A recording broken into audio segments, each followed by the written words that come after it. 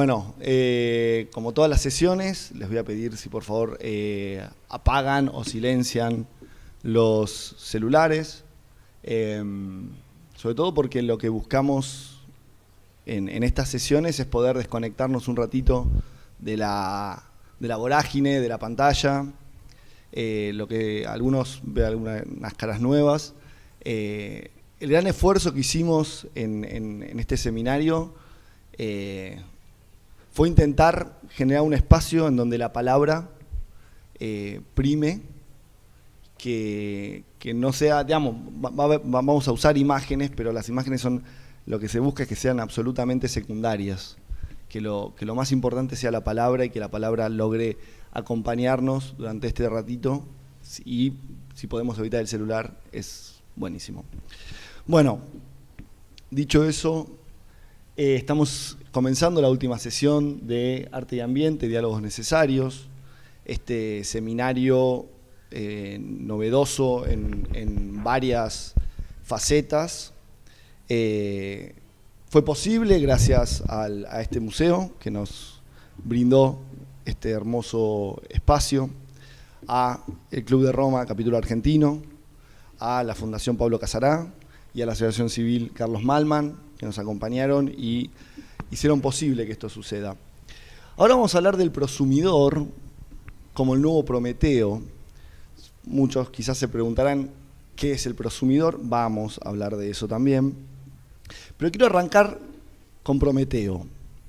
Prometeo, este personaje griego, probablemente esta imagen más o menos la conozcan, era hermano de Atlas, ambos dos eran hijos de un titán, Jánaper, que a su vez, Jánaper, se entiende que es la raza de la cual descendemos nosotros, los seres humanos. Prometeo fue castigado de esta manera, encadenado a una roca o a un poste, dependiendo la traducción, y como era un titán, era inmortal, un águila todos los días los visitaba y le comía el hígado, y él no moría, entonces era un sufrimiento constante. Esta imagen es de un kílix, sería una vasija del kílix, viene la palabra cáliz que hoy utilizamos. Bueno, se adelantó. Prometeo fue castigado, ¿por qué? Porque por cierta empatía, no está claro en el mito, le regala el fuego a la humanidad. Y acá hay una doble interpretación. El fuego como la luz, como el conocimiento, súper válido, y hay muchas interpretaciones al respecto, muchas,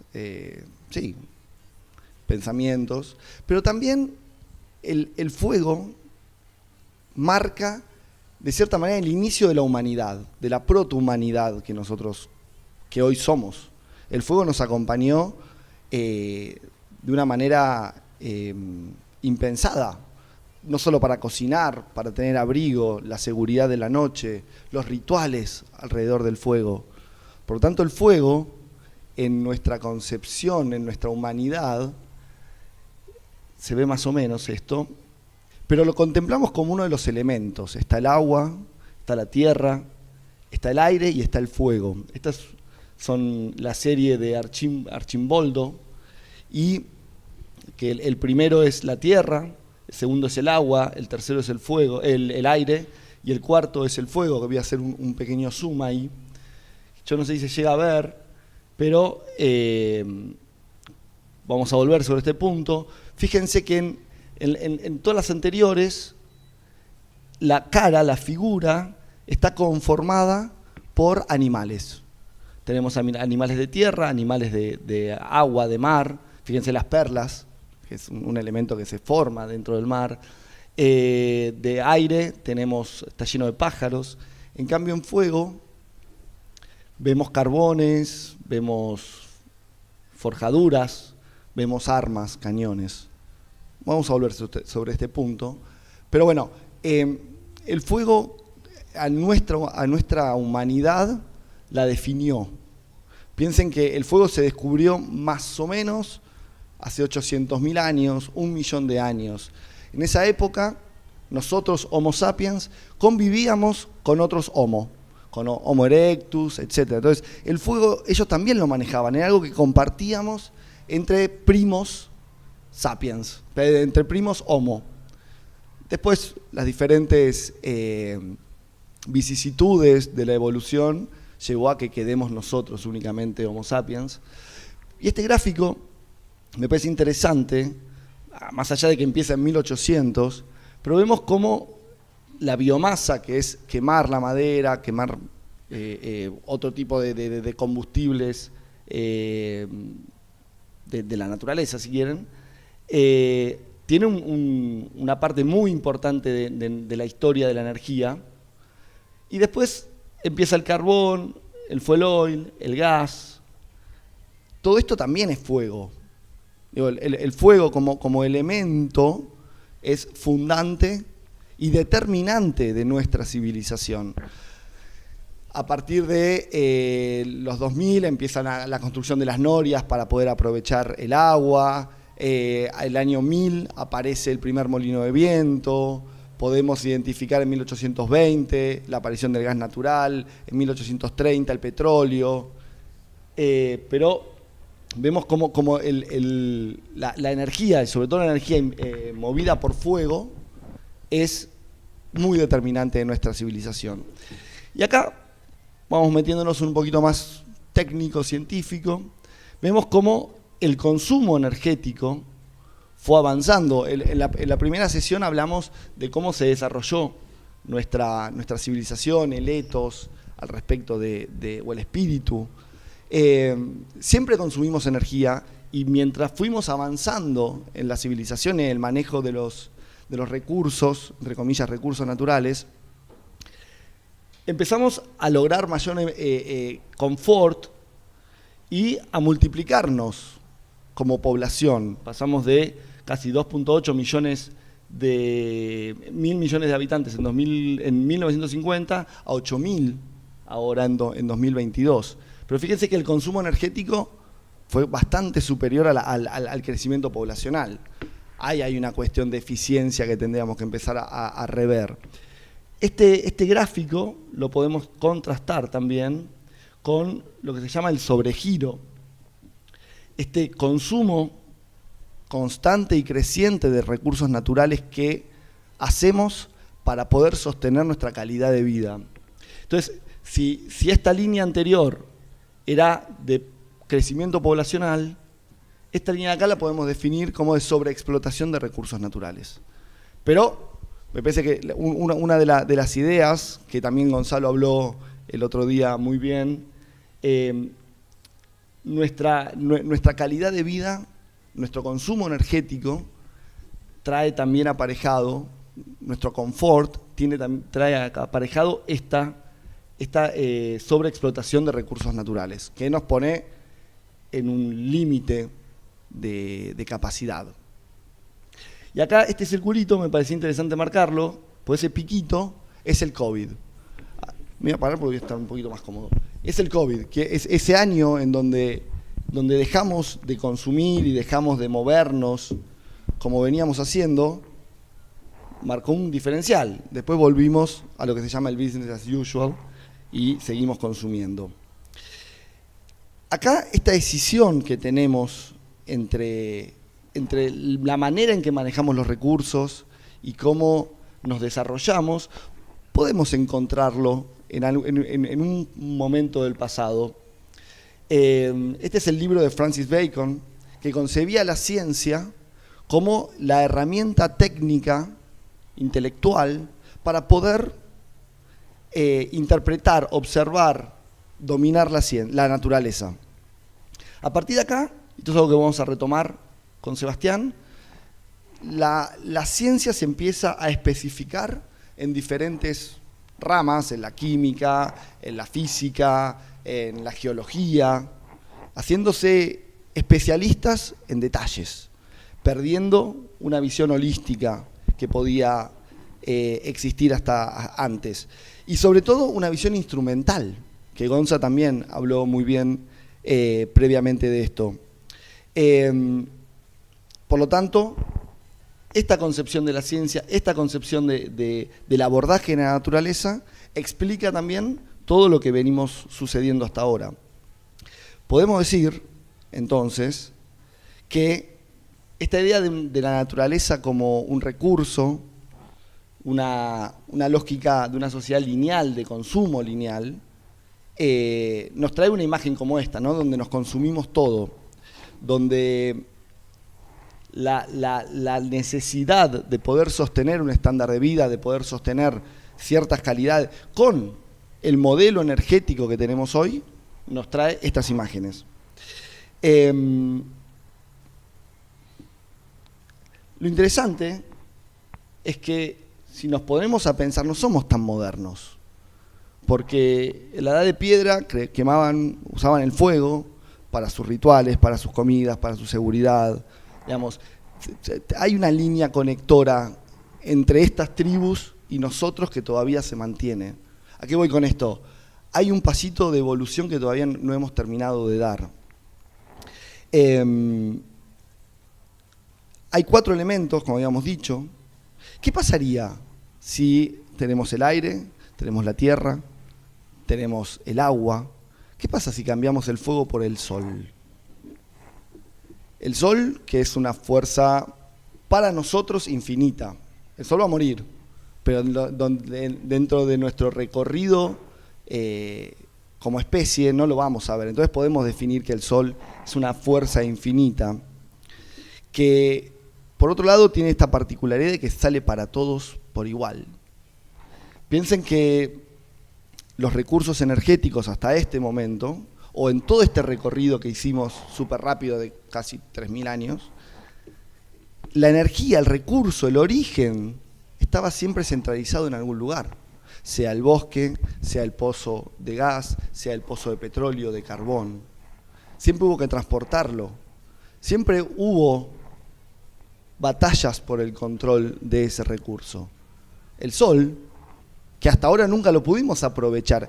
Es cierto, los romanos inventaron el invernadero para poder aprovechar el sol y poder crear plantas, pero hasta ahora es una energía que nos permitiría vivir, porque la cantidad de energía que diariamente el sol nos trae al planeta es incalculable para nosotros. Pero hasta ahora no tenemos posibilidad, o no teníamos posibilidad de aprovecharlo. Entonces, dentro de los elementos era el fuego, ¿sí? Me parece que esto es súper importante. El fuego, que no es un elemento, no hay vida dentro de él, es una reacción química. Fue tan importante esa capacidad que tuvimos de manejar ese elemento que transformó y nos permitió ser lo que estamos hoy. Pero las consecuencias son las que estamos viviendo hoy. Y por otro lado, la técnica, la tecnología hasta ahora no nos había permitido ¿qué? Aprovechar el sol. Puse esta imagen, pues esta que es la anteúltima charla y solo. Voy a hacerla un poquitito autobiográfica. Este es un proyecto que trabajé en el barrio 31. Son las primeras viviendas de interés social con energías renovables de Latinoamérica.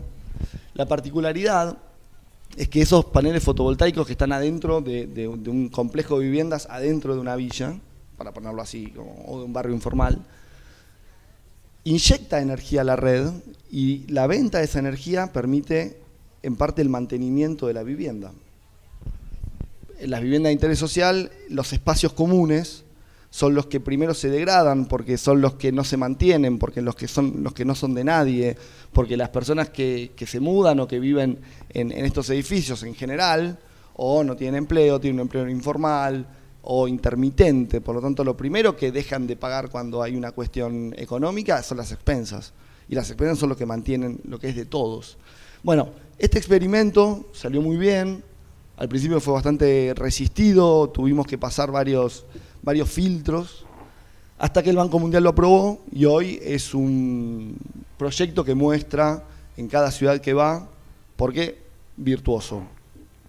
El panel fotovoltaico aparece consolidado como un elemento que funciona, digamos, en 1883, un científico de la empresa Bell, y a partir de ahí, o podemos poner a partir de 1975, Y es importante ese año porque, si recuerdan, en 1973 hubo una guerra que se llamó o mejor dicho, una guerra Yom Kippur entre Israel y creo que era Palestina o un país árabe, no recuerdo bien, esto después lo cortamos.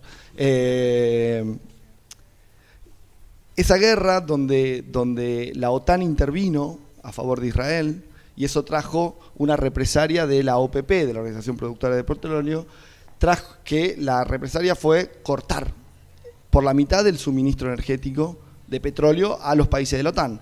Eso desencadenó una terrible crisis económica, porque al no tener los recursos del petróleo, todas esas economías avanzadas empezaron a teclear. A partir de esa crisis empieza a haber una inversión, financiamiento en fuentes alternativas, como se llamaba en ese momento. Bueno, en el 75 empieza fuertemente, sobre todo en el norte de Europa, la investigación y el financiamiento en fotovoltaico.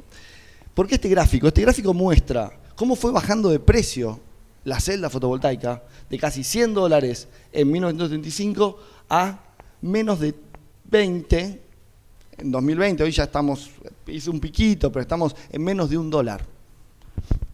¿Esto de qué habla?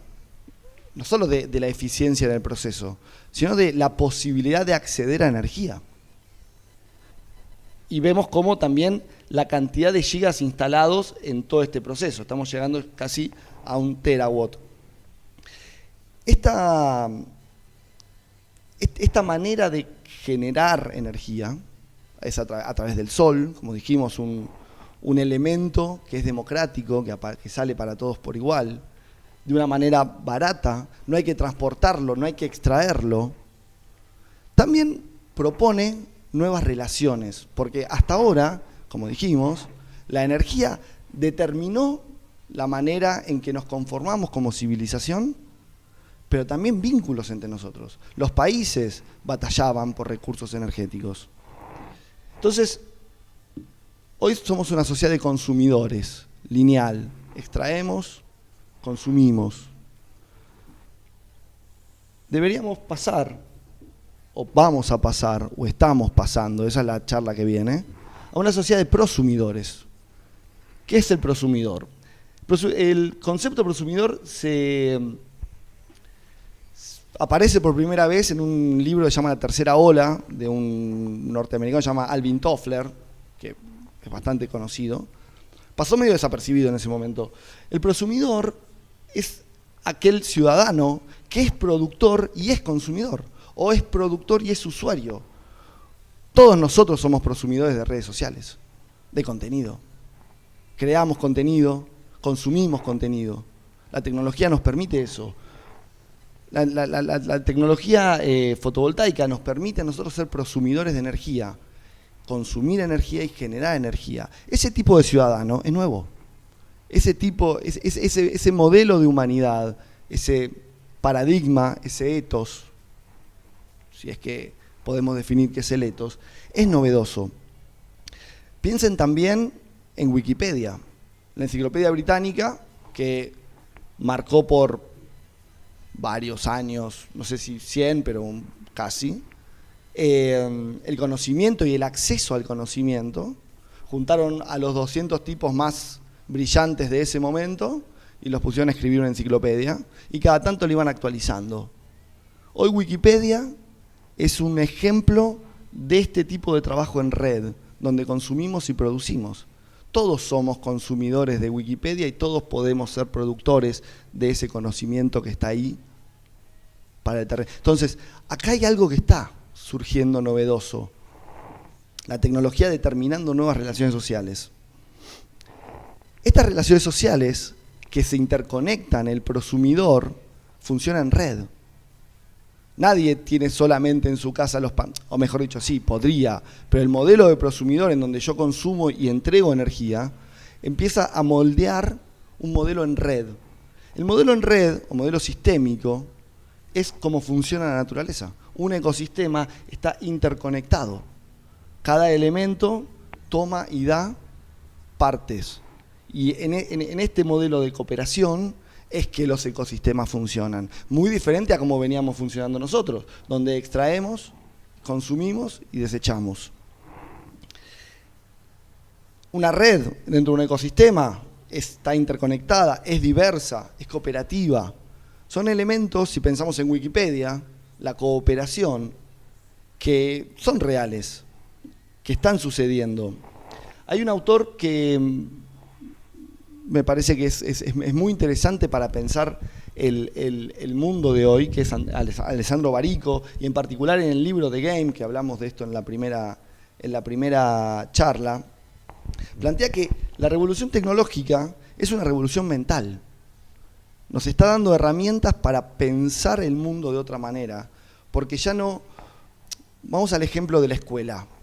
La escuela es una institución lineal, empezamos en primer grado, terminamos en séptimo grado, tenemos que ir pasando por diferentes escalones para poder cumplimentar el conocimiento, para poder terminar la escuela. Nos forma un pensamiento lineal, la manera de abordar el mundo es lineal. El pensamiento en red, la manera en que funciona Internet, la manera en que nosotros usamos Internet. Entramos a una página, cliqueamos en un hipervínculo que nos lleva a otro lugar. Quizás empezamos buscando qué significó la Revolución Francesa y terminamos, después de 3, 4 clics, estudiando sobre Angola, ¿no? Entonces, ahí hay una cosa que no necesariamente en la escuela es así, y esto abre una nueva manera de relacionarnos. Y acá voy a traer otro cita biográfica. La cuarentena a mí me agarró... Perdón,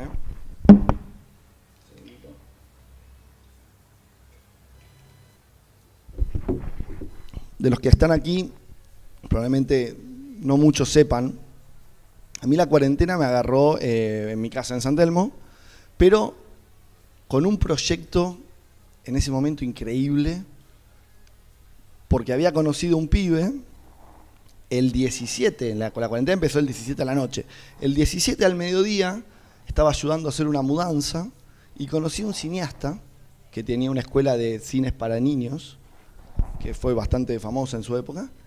Estaba muy preocupado por el tema de los respiradores. Entonces lo crucé, nos pusimos a charlar, pegamos buena onda y me contó que estaba armando una red para pensar respiradores portátiles. Que tenía un modelo, que estaba hablando con un ingeniero que tenía un modelo que había descargado del MIT, que era una cajita, que es esa cajita que vemos ahí. Ese es el modelo que habíamos bajado, que bajaron del MIT. Lo que está en verde es el AMBU, que es ¿vieron las películas cuando ponen a la persona arriba de la camilla y le van dando oxígeno con una goma? Gracias. Bueno, este aparato lo que hacía era, con un Arduino, una programación, poder programar la cantidad de veces por segundo que apretaba, que es lo mismo que hace un respirador artificial. Pasa que nuestro objetivo era poder construir esto en impresión 3D o en algo que sea extremadamente distribuido, barato y rápido. Lo logramos. Fueron casi 4 meses de trabajo. A los 15 días, un mes, bueno, ustedes me conocen, formé parte del equipo chico de organización del asunto, pero teníamos 4 grupos de WhatsApp con más de 60 personas en cada uno, donde había makers de impresoras 3D, que además se armó otro grupo para empezar a ubicarlos geoespacialmente, para ver qué makers estaban cerca de qué hospital, para poder generar mascarillas y tal si hacían falta y que ellos imprimieran, porque no nos podíamos mover. Estábamos todos encerrados en nuestras casas, pero había gente con la voluntad de ayudar. Y empezamos, y teníamos otro de gente de prensa, teníamos otro grupo de WhatsApp, obviamente, todos desde nuestras casas, vía Zoom y WhatsApp, construyendo esto, que después, bueno, la ANMAT no lo aprobó y tal, pero la experiencia de vivir la cooperación, para mí fue asombrosa. Y todo esto, ¿no? La pandemia, el encierro, la enfermedad, un problema global que no tiene solución, o en ese momento, 18 de marzo, no sabíamos que iba a venir, Y de repente me encontré con más de 250 personas, porque entre todos los grupos y tal, éramos más de 250 personas dedicándole un montón de horas por día para poder construir algo así y que sea no solo construirlo, sino ver la manera de poder distribuirlo por todo el país, y hasta nos contactaron desde México porque se enteraron del prototipo. Entonces, ahí hay algo que empezó a emerger que me parece súper interesante.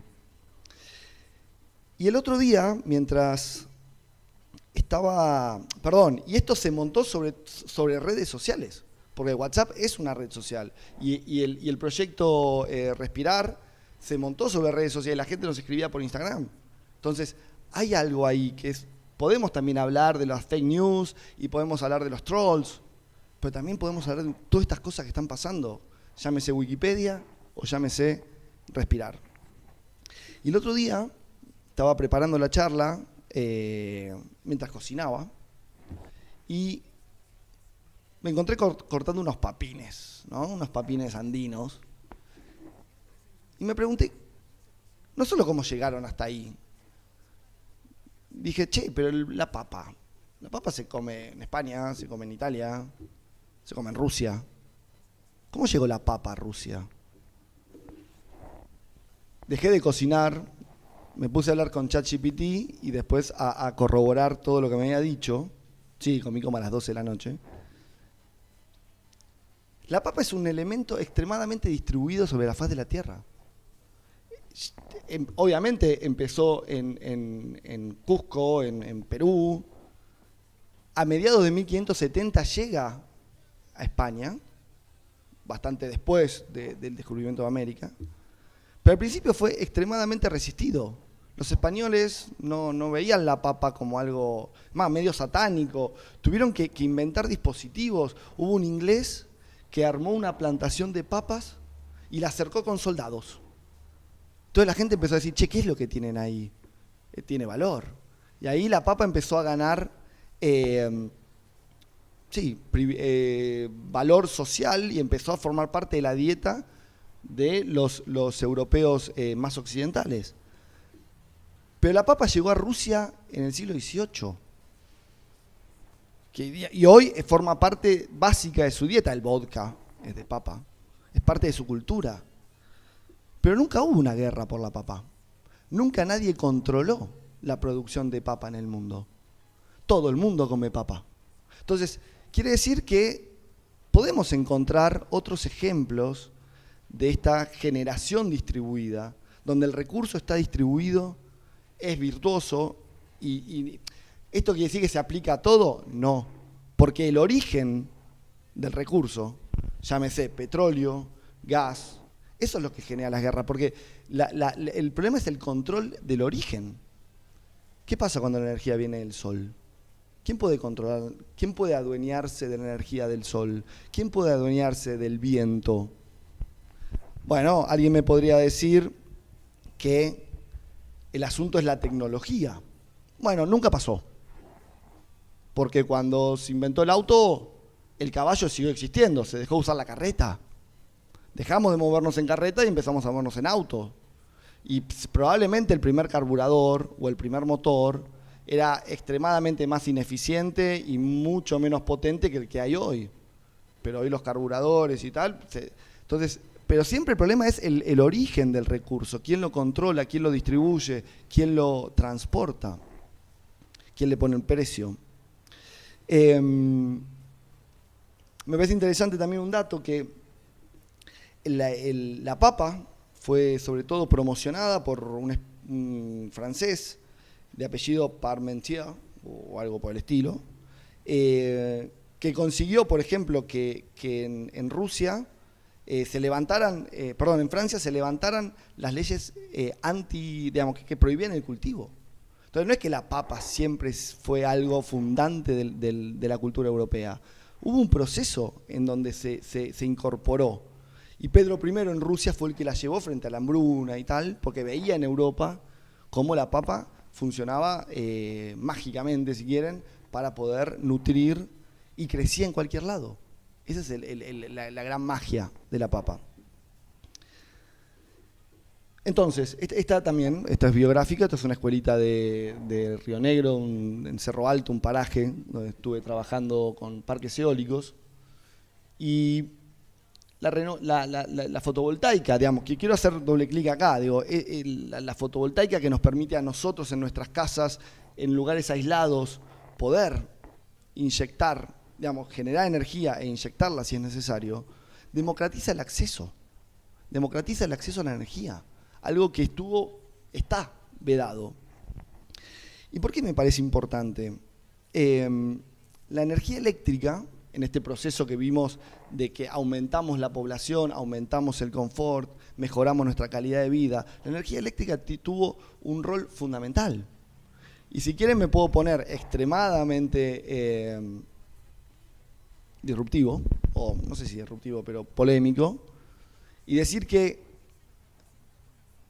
el rol emancipador de la energía eléctrica permitió la revolución del feminismo. Porque la cantidad, las mujeres, la cantidad de horas que tenían que dedicarle a lavar, cocinar, ir a buscar leña, bueno, mientras el hombre estaba o cazando o trabajando, la energía eléctrica redujo esos tiempos de manera abismal, lo cual permitió, es emancipadora. Bueno, esto que estoy diciendo, sonreímos, es verdad. Hoy el 50% de los latinoamericanos cocina a leña todavía. Hoy en 2024 hay mujeres que tienen que caminar varios kilómetros para ir a buscar agua. Todavía sigue sucediendo. Porque todavía este pequeño salto entre quemar cosas para generar energía y poder aprovechar la energía del sol, todavía no se ha dado al 100%. Pero el potencial que tiene emancipador es fantástico. Entonces, ¿qué más podemos prosumir? ¿O hasta dónde puede llevar esto? Este gráfico, ya sé, parece un gráfico que sale en un programa de tele de economía, se lo voy a explicar súper rápido. El Mater es lo que se llama en Argentina mercado a término. Esto está funcionando, existe. Es la posibilidad, el mercado a término es un privado que construye un parque eólico, un parque fotovoltaico de 50 megas. Esa energía la inyecta a la red nacional y le pone un precio. Entonces, una fábrica de cajas, una embotelladora, una empresa que fabrica banquetas, necesita energía y le compra 10 megas, 15 megas, 20 megas. Estamos hablando de un privado que genera energía a través de renovables y le vende esa energía a otro privado que quiere consumir energías renovables. No le tira un cable, no importa. Digo, la inyecta a la red nacional y el otro se la paga. Fíjense lo que pasó, no sé si se ve bien el gráfico, pero esto empieza en febrero del 18, porque antes no existía esto, o era muy proto. El precio, que es la línea de arriba, estaba en las nubes, y luego, con el tiempo fue bajando, hasta llegar ahora a $58, y fíjense la cantidad de energía que se está vendiendo, que se está contratando. Para que se dé una idea, $58 entre el 20 y el 21 digamos, sí, en 2020 y 2021 estábamos pagando Camesa $63. Y acá estaba igual o un poquito más barato. Quiere decir que esto no solo funciona, sino que permite generar energía barata entre dos privados. Estamos hablando de que un privado le vende energía a otro privado. Y esto también está sucediendo entre individuos. Hay países en donde en mi casa de fin de semana le pongo paneles fotovoltaicos y lo que yo inyecto se lo vendo a otro vecino de otra ciudad. Ahí estamos hablando de este vínculo, de esta cooperación dentro de lo que es la generación de energía, que es extremadamente novedosa y virtuosa. ¿Por qué? Porque imagínense que si esto pueden hacer dos empresas, si esto lo pueden hacer dos individuos, ¿no lo pueden hacer dos estados? Hoy ¿por qué no dos estados venderse energía? Es más, Uruguay nos vende energía eólica a nosotros. Pero se puede, hoy con la tecnología que tenemos, hasta podemos imaginar una red interconectada y administrada. Y acá voy a ir con otro autobiográfico. En el 2018 me pegué un viaje de pánico y locura y terminé en la isla del Hierro, que es la última isla de las Islas Canarias. Y porque quería conocer eso, la central hidroeólica. Yo les juro que antes de llegar tenía unas dudas terribles, porque llegué a Madrid y les conté a gente conocida a dónde quería ir, y me miraban con que ahí no hay nada. ¿Cómo que no hay nada? Y llegué al sur de España y sí, ahí se hace buceo, son como medio ecologistas, pero una central hidroeólica. Bueno, se había inaugurado hacía 2 años. Ahora hace poquito cumplió, sí, creo 8 años, una cosa así. Esta gente, el Hierro es una isla volcánica, 200 kilómetros cuadrados, igual que la ciudad de Buenos Aires. Arriba del volcán reservaron agua dulce.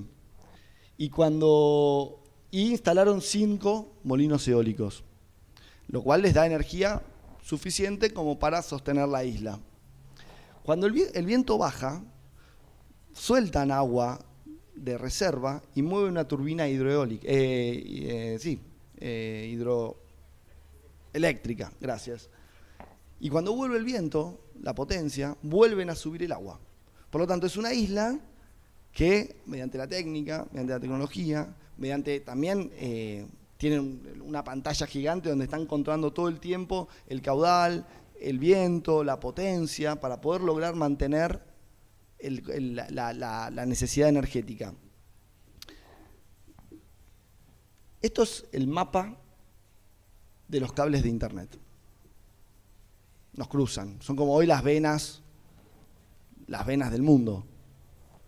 El otro día estaba charlando con unos amigos y sobre, todos los conflictos que hay hoy en el mundo, ¿no? Estamos viviendo guerras que son casi del siglo pasado. Y nos preguntamos, ¿quién se atrevería a cortar un cable de estos? Digo, creo que ni el más loco de los dictadores corta, porque si se corta uno de estos cables se corta todo, porque está todo interconectado. Entonces, si logramos hacer esto, que es nuestra malla, nuestra red, donde estamos construyendo un nivel de cooperación para poder hacer un respirador artificial, ¿no? Entre 300 personas que nunca nos vimos, hoy todavía, al único que conocí fue a Sebastián, no él, otro Sebastián, que hoy iba a venir, pero no pudo, tenía otro compromiso, pues nada, pero después, de los otros 290 personas nunca las vi. Nos veíamos por Zoom. Pero teníamos este objetivo y laburábamos 8 horas por día, de manera virtual. Bueno, esta red interconectada, imagínense la distribución de energías renovables, nos permitiría poder empezar a compartir energía tal cual hoy lo hacen empresas, hoy lo hacen ciudadanos. Y esto cambia todo, porque de repente si ya ese recurso que nos definió como humanidad, el recurso escaso, que es la energía, que encima está localizada en un lugar, por lo cual el manejo de ese recurso, la administración de ese recurso, el transporte de ese recurso, determinó guerras, matanzas, lógicas entre estados, ¿no? La lógica nacional del recurso, de la soberanía energética, en parte es eso.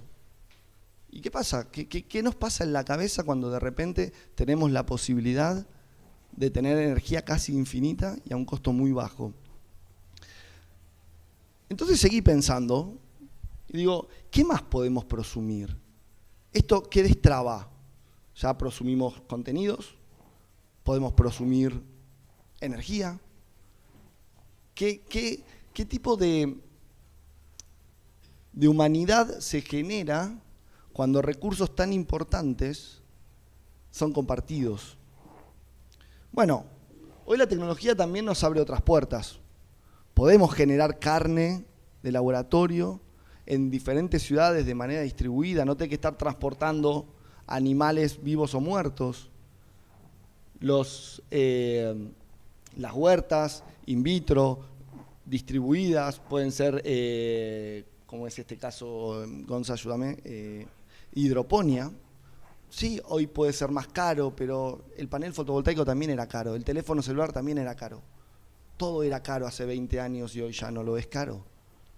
Esto nos permitiría generar alimento a distancias mínimas, sin usar la tierra, sin el uso que le estamos dando al suelo, que se podría utilizar para otra cosa, para restaurar bosques. Algo que me olvidé, digo, esta confrontación que planteaba Gonza también entre el modelo consumista de sociedad que tenemos, la manera en que el modelo consumista nos relaciona con los recursos. Bueno, eso es gran parte del problema y acá tenemos un activo de solución. ¿Estoy diciendo que vamos a comer carne de laboratorio, lechuga de hidroponía y vamos a generar energía con paneles fotovoltaicos por los próximos 200 años? No, porque si algo nos demuestra la historia es que la tecnología va mutando todo el tiempo. Acá lo interesante es pensar que cambia el origen del recurso. Y eso sí, es extremadamente novedoso para nuestros 100.000 años como civilización. Y para no irnos tan largo como los 100.000 años, este mapita marca lo que se llamaba las tierras de los comunes. Quiere decir que hasta finales del siglo XVII, principio del siglo XVIII, existían espacios donde los comunes, no eran los lords, no eran la gente de la realeza, los comunes compartían espacios donde cultivaban, tenían su ganado, compartían su vida y sus recursos. Bueno, no estoy diciendo tampoco que tenemos que tener granjas comunitarias, pero lo que estoy diciendo es que este modelo de espacios comunes, de recursos compartidos, ya existió. Como también existió el cercamiento, que vino posterior. Pero no estamos inventando la rueda, lo que va cambiando es la tecnología y el origen del recurso.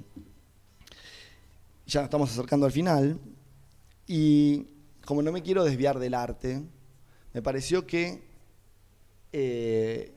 todas estas ideas que están conformando, a mi entender, un nuevo tipo de espíritu,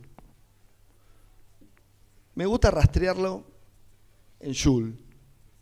Este cuadro en particular, Drago, que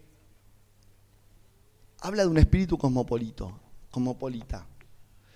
Y para definirlo, creo que voy a citar a una persona que lo conoció muchísimo, muchísimo más que yo, que fue Borges, que lo definió en 1968 como el único cosmopolita ciudadano del universo que él había conocido.